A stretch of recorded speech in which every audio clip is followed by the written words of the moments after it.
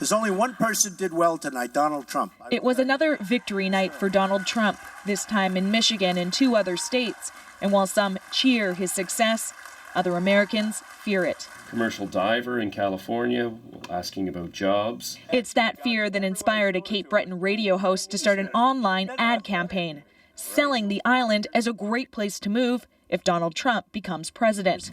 Could this place be your refuge? U.S. media jumped on the story, visiting Nova Scotia and exploring the idea of moving to Canada.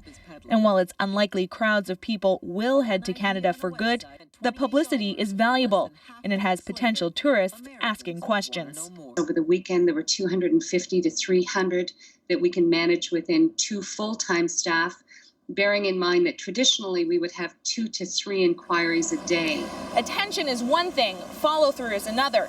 Experts say the coverage is helpful because many Americans typically don't view Canada as a vacation destination.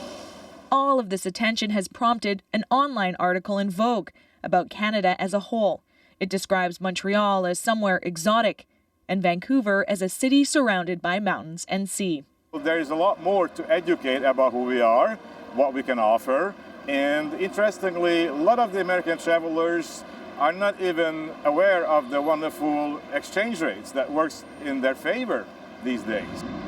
More attention this week in the U.S. will be focused on their neighbors to the north as the Prime Minister heads to the White House for a rare state dinner.